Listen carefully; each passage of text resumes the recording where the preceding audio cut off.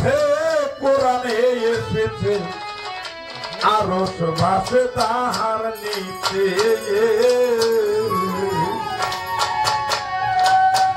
আমার বাবা কথা কম বলতে নিষেধ করতে চাই।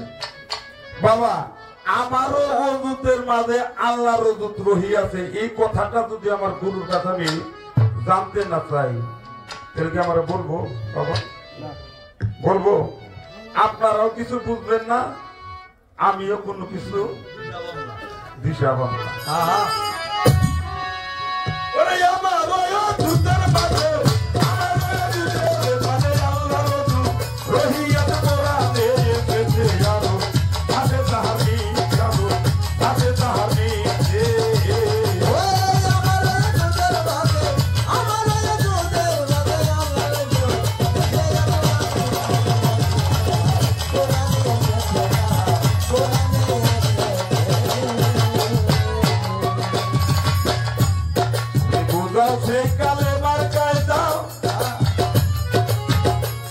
বাবা কোন কালে বা কোথায় বার্তা,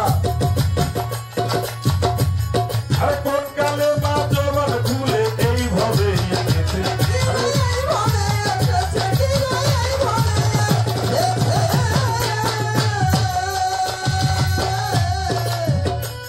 তুমি বুঝো সে কালে বা কায়দা আমার বুঝে যাবে মনে রাখা। এই দেহে রয়েছে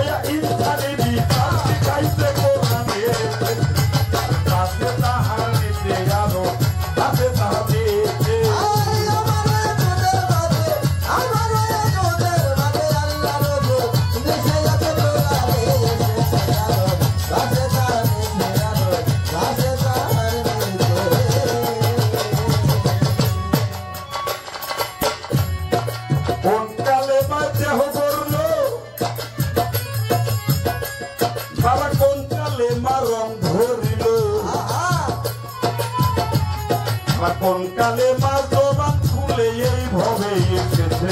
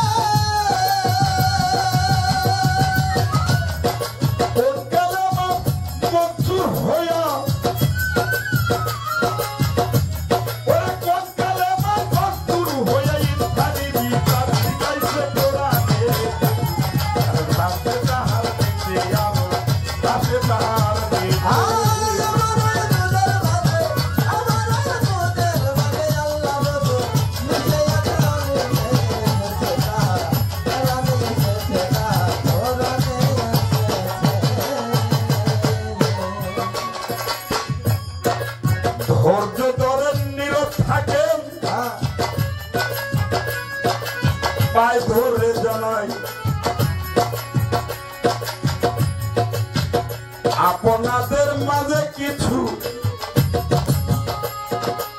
কথা বলে যাই। গুরুর দরবারে গেলে গুরুকে ভক্তি দিতে হয়। সর্বপ্রথম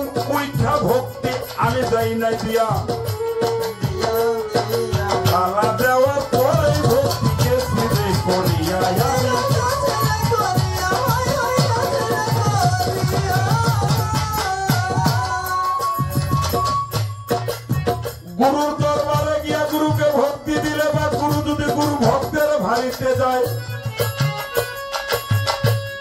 বাবা গুরুকে ভক্তি দিয়া কিছু নজরানা লাগিয়ে দিতে হয়। আপনারা দেখছেন না আমি আমার গুরুরে ভক্তি দিছি দিছি না বাবা? সবাই কিছু দিছি। আমি আমার গুরুকে ভক্তি দিয়া কিছু নজরানাও তারে দিছি। কেন না বুঝে শুনি, আমি তো না জান, আমি শুনি যে গুরুরে ভক্তি দিলে তারা কিছু নজরানা দিতে হয়। আমি তারা ভক্তি দেওয়ার কিছু নজরানাও দিছি। আমার শুধু একটু এখানে একটু কথা ও বাজান, এই যে ভক্তি দিয়া নজরানাটা দিতে হয়, এইটা কি তোমার পেট বানাই না কথা? না, এই কথা কোনো হাদিস কোরআন দলিল আছে? যদি হাদিস কোরআন দলিলে থাকে তাও কবা, আর যদি না থাকে তাহলে একটা তোমার খবর আছে, ওই কাছাড়া পিসাবের মতো তোমার খবর আছে। কিন্তু বাবা দয়ালের কোন সাথে কোনোদিন বেদবি করা যাবে না। হ্যাঁ, আমার বাজান যদি কয় যে হয় এটা হাদিস দলিল কোরআনে আছে, আমি তো ভক্তি দিমুই, তোমার মায়ের হুটাতে ভক্তি দেওয়া।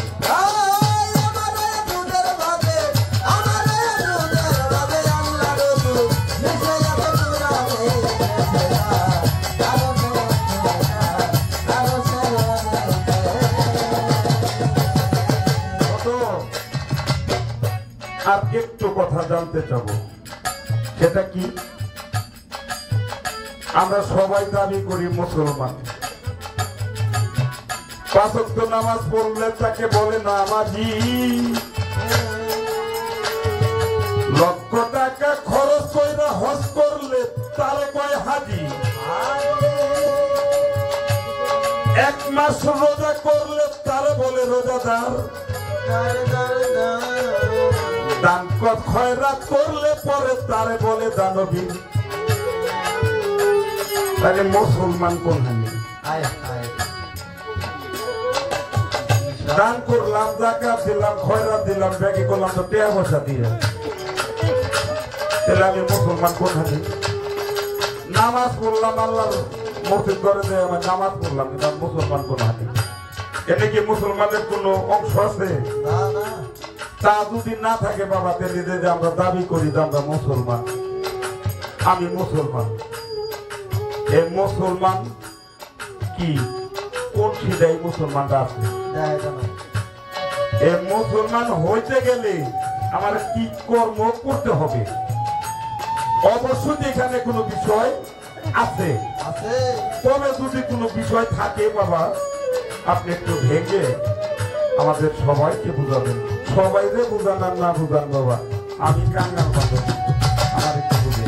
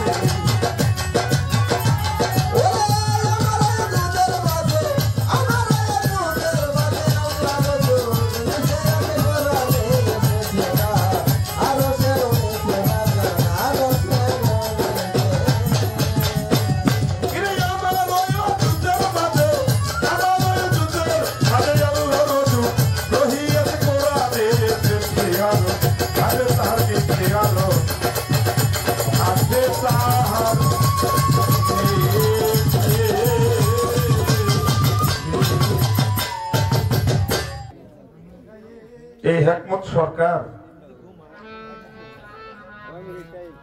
ও আমার আসলো আত্মার মানুষ। আমার দিন তার ঠিকানাটা গালারচর, ওর বাড়ি বড় বসালি, কিন্তু রূপের ভিতরে যেন কি একটা জাদু আছে, যে জাদুটা আমি কোনোদিন ভুলতে পারি না।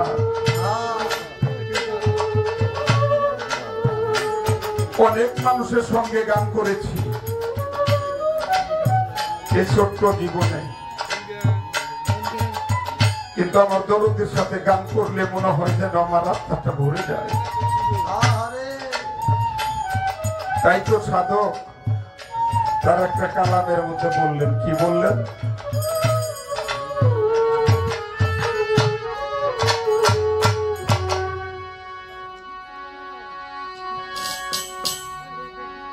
আমার আর কিছু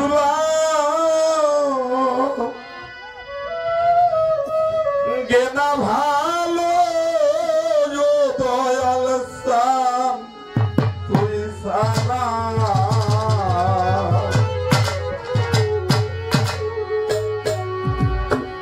আমার আর কিছু গেনা ভালো ও গিয়াস্তান তুই সারা,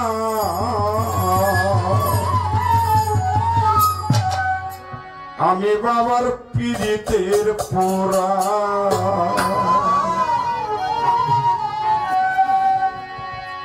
যাই নাকি করবি তোরার, তুই নাকি করবি তোরা, আমি বাবার পীড়িতের পোড়া।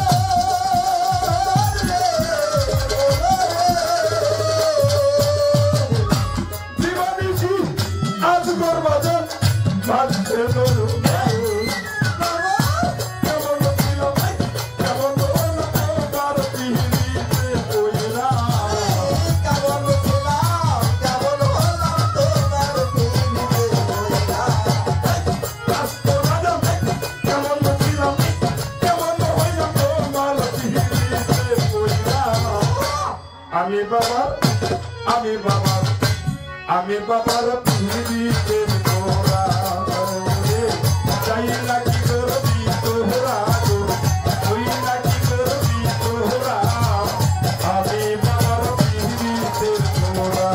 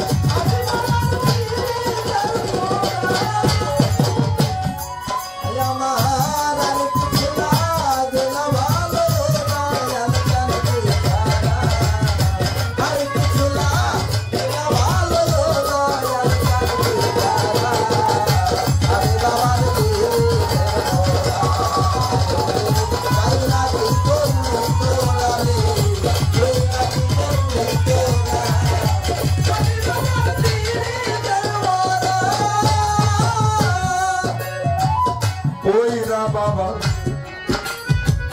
পীড়িতের ভান্ডার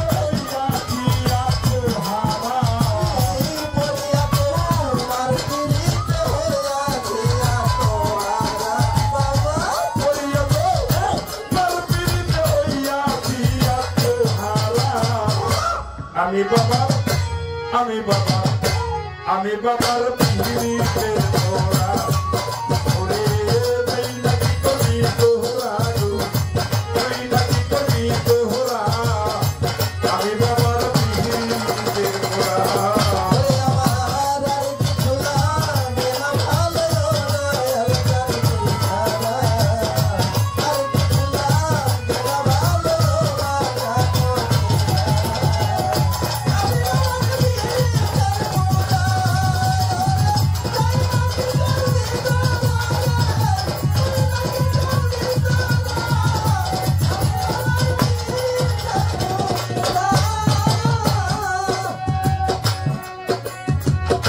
আজকর বাজানো বাজান আমার গিয়াসুদ্দিন চান ও কালো সরে তুমি সারা আমার যাইবার জায়গা না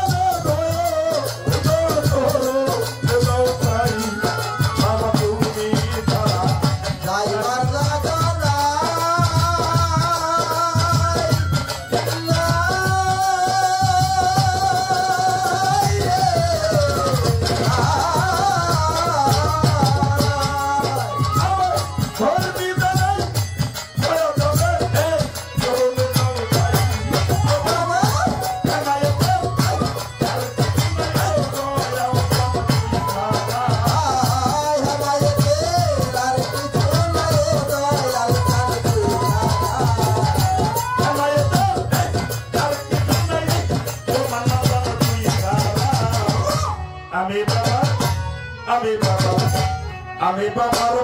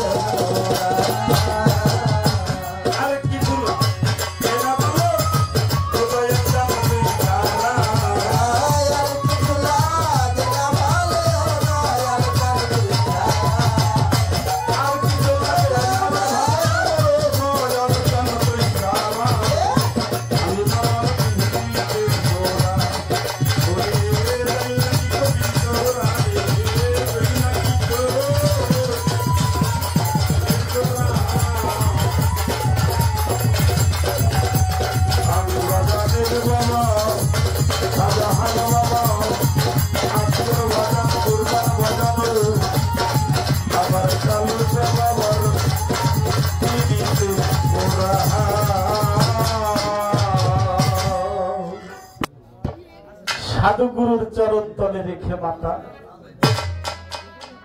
আজকে গুরু শিষ্যের পালা অনুযায়ী বলতে চাই দু চারটি কথা। যার কথায় কথায় বিচার, তারপরে হলো গান, এর নাম হলো বাউল গান। গানের পৃষ্ঠে গান নাই, কথার পৃষ্ঠে কথা নাই, ওই গানে ওই কথায় কোনো মজা নাই। পালা গান করতে হলে দুই চারটি কথা, এটা বলতেই হবে, এটা শুনতেই হবে। কারণ আজকে যাকে আপনারা শিষ্যর পালাটা দিয়েছেন উনি আসলে গুরুর যোগ্য, কিন্তু উনি আজকে শিষ্যর পালা। উনি যেই মূল্যবান কথাগুলো জিজ্ঞেস করেছে, এই কথার পৃষ্ঠে যদি কথা গান না বলি তাহলে আপনারা বলতে পারেন এই শিল্পী কি গাইল। একমত সরকার পারে না, পারে না। তো আজকে আমার বলার কোনো ক্ষমতা নাই যদি কালুসা ফকির আমাকে দিয়ে না বলায়, আমার আসির চান আমাকে দিয়ে না বলায়, আমার আশরাফ আমাকে দিয়ে না বলায়, আমার সুজাত বাজান, আমার গিয়াসউদ্দিন বাজান যদি আমাকে দিয়ে না বলায়, আমার বলার কোনো ক্ষমতা নাই। দেখে দাঁড়িয়ে কিন্তু প্রশ্নবোধক গান গাইছে, তাদের কিন্তু পুরস্কার পাইছে, তাই না? প্রশ্নবোধক গান গাইয়ে পুরস্কার পাইছে, তো উত্তর দিতে পারে তো এসব বেশি হওয়ার কথা নাকি? হ্যাঁ, গানে গানে উত্তর হবে, কথা দিয়ে হবে। এবার দাঁড়িয়ে পালা নিয়েই আমাকে একটা ভর্তি দিছে না বাজান? আমার হাতের মধ্যে কিছু দিছে, আমি ওইটা দেখি নাই কত দিছে। এখন ওটা নজরানা দিছে, নজরানা দিয়া আমার কয় বাজান এই নজরানা যে আমি দিলাম এটা শিষ্যরা গুরুকে দেয়, এটা কি গুরুর মন গড়া কথা নাকি হাদিস কোরআনের কোন জায়গায় আছে যে গুরুকে কিছু নজরানা দিতে হয়? এটাও বলতে হবে। বাবারে আমার তো মনে এখন সুন্দর, তুমি যেই রকম নজরানা দিয়ে আমার মতো কত শিল্পীর যে তুমি বিপদের মধ্যে ফেলাইছো, এখন তো আমার সুন্দর হইতেছে। তুমি যে এরকম বিপদের মধ্যে ফেলাবা তাই আমি তোমার নজরানা আমি দিতাম না। গুরু মারা ভক্ত, গুরু মারা ভক্ত। আমার কয় দয়াল, নামাজ, রোজা, হজ, যাকাত, কালেমা ইসলামের 5টি স্তম্ভ, এগুলা শরীয়তের সবগুলো আইন কারণ আমি যদি মেনে চলি তাতেই কি আমি মুসলমান, নাকি আরো কোন বিষয়বস্তু আছে যা করলে আমি মুসলমান?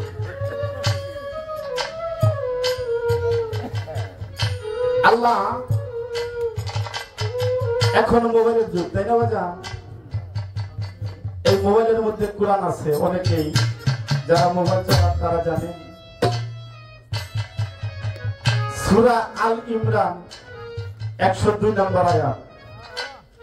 কোরআনটা খুলে সার্চ দিয়ে দেখেন, আরবি বাংলা তরজমা সহকারে আসবে। আল্লাহ বলেছে, ইয়া আইয়ুহাল্লাযিনা আমানুত্তাকুল্লাহা হাক্কা তুকাতিহি ওয়া তামুতুল্লা ইন্না আনতুম মুসলিমুন। হে ঈমানদারগণ, তোমরা আল্লাহকে ভয় করার মতো ভয় করো এবং তোমরা কেহ মুসলমান না হইয়া মৃত্যুবরণ করিও না, মুসলমান না হইয়া কবরে আসিও না। তাই এখন বোঝা গেল যিনি 5 ওয়াক্ত নামাজ পড়ে উনি হলো নামাজি, যে হজ করে উনি হলো হাজি, যে দান করে উনি হলো দানবী। এখন মুসলমান কি করে হওয়া যায়? একজন শরীয়তের ইবাদত বন্দেগী সবকিছু বলে করে, তারপরে বলেছে তোমরা ঈমানদারগণ তোমরা মুসলমান না হইয়া কবরে আসিও না।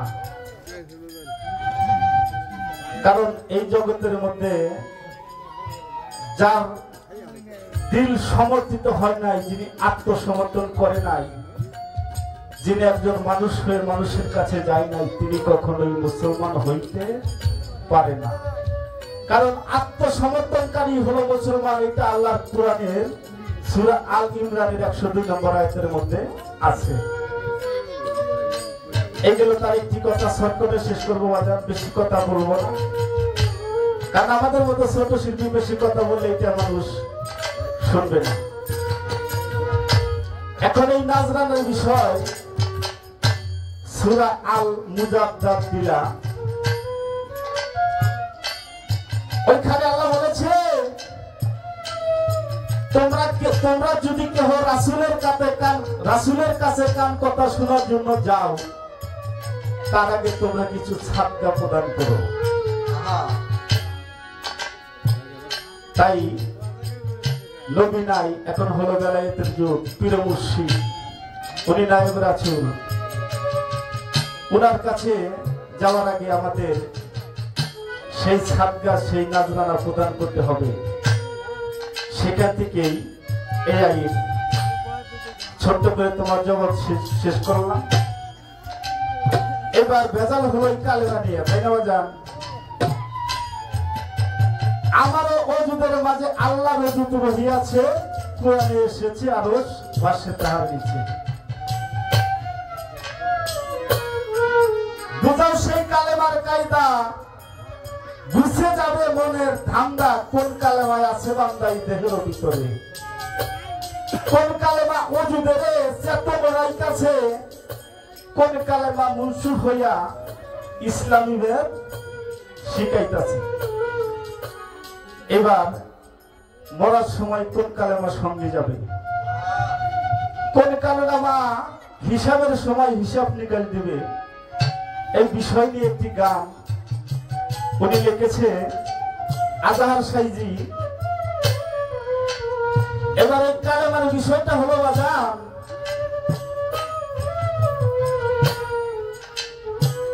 এই কালেমা লা ইলাহা ইল্লাল্লাহু মুহাম্মাদুর রাসূলুল্লাহ সাল্লাল্লাহু আলাইহি ওয়াসাল্লাম, এই কালেমা মুখস্থ করে করে কেউ যদি সারা জীবন পাঠ করে, তার 2 পয়সাও কাজে আসবে না। কি করতে হবে? এই কালেমা সাবুত করতে হবে। সাবুতের বাংলা হলো কালেমা দেখা। কালেমা পড়ার বস্তু না, কালেমা হলো দেখার বস্তু। এই কালেমা তোমার দেখতে হবে। এটা কিভাবে দেখতে হবে? এটা দেখার সেই ব্যবস্থা হলো তোমার মুর্শিদ। লা ইলাহা ইল্লাল্লাহু 12, মুহাম্মদ রাসূলুল্লাহ 12, 12 24 হরফ হলো এই কালেমা। এই কালেমার স্বাদ আছে, এই কালেমার গন্ধ আছে, এই কালেমার রং আছে, এই কালেমার ফানা বাঁকা অরুস নজুল দেখে এই কালেমা চিনে বুঝে জীবনে যদি এই কালেমা একবার কেউ পাঠ করতে পারে, এই কালেমাই তাকে জান্নাতের দিকে নিয়ে যাবে। তাই আল্লাহ বলেছে 7 কালেমায় 7 জন নবী। কালেমার ভাগ হলো 6টা, কালেমার ভাগ হলো 5টা। কালেমা তয়ব, কালেমা শাহাদত, কালেমা তাওহীদ, কালেমা তামজিদ, কালেমা ইমামে মুফাজ্জল, ইমামে হুজবা। এই আজহার সাইজি আবার বলেছে 7 কালেমায় 7 জন নবী। যেমন লা ইলাহা ইল্লাল্লাহু, লা ইলাহা ইল্লাল্লাহ আদম শফিউল্লাহ, লা ইলাহা ইল্লাল্লাহ ঈসা রুহুল্লাহ, লা ইলাহা ইল্লাল্লাহ ইব্রাহিম খলিলুল্লাহ, লা ইলাহা ইল্লাল্লাহ দাউদ খলিফাতুল্লাহ, লা ইলাহা ইল্লাল্লাহ ইসমাইল জলিলুল্লাহ, লা ইলাহা ইল্লাল্লাহ মুহাম্মাদুর রাসূলুল্লাহ সাল্লাল্লাহু আলাইহি ওয়াসাল্লাম। এই 7 কালেমায় 7 জন নবী। এবার এই কালেমা নিয়ে বাংলার ভাবুক সাধক রশিদ সরকার একটি গান লিখেছে। এই গানটি তুমি শোনো, এই কালেমা তোমার কিভাবে সাবুত করতে হবে সেই বিষয় নিয়ে একটি গান তোমাকে আমি শোনাই।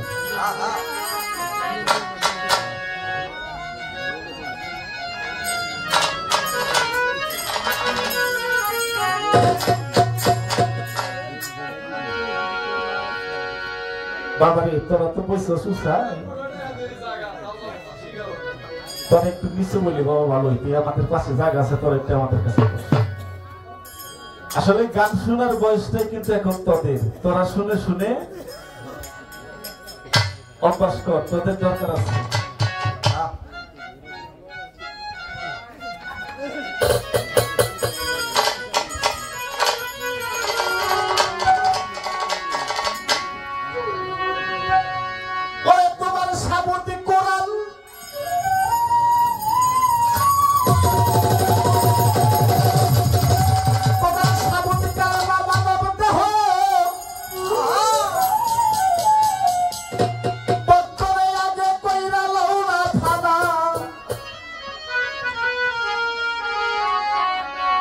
এই কলেমা পড়লেই মুসলমান,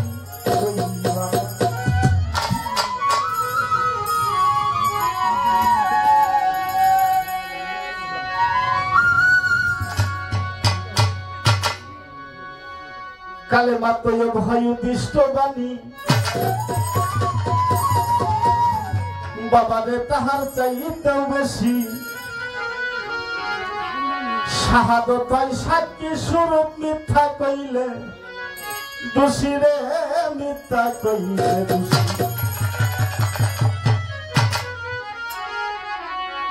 এবার তৈয়ব কলমা কইরা দেখো, আল্লাহর নিশানা, আল্লাহর নিশানা।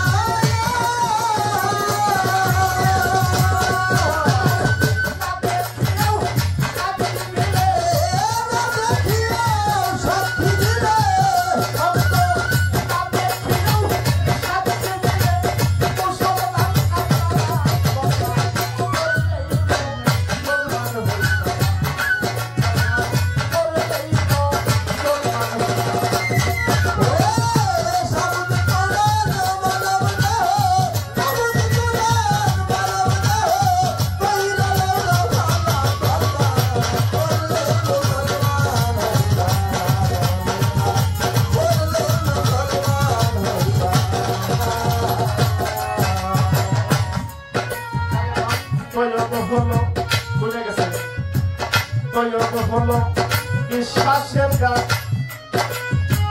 সকলে জানে না, গাছের উপরে ডাল সাদা স্নানে রইয়াছে বর, লোলা গো রইয়াছে বর।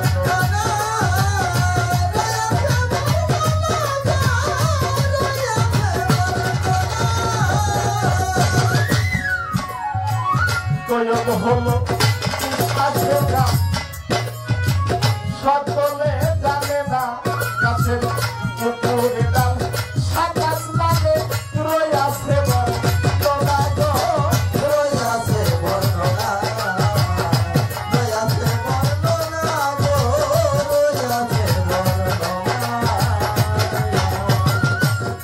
ওটাই কিসের দাতার সাধ্য মিলে অযুতা দরনা, কি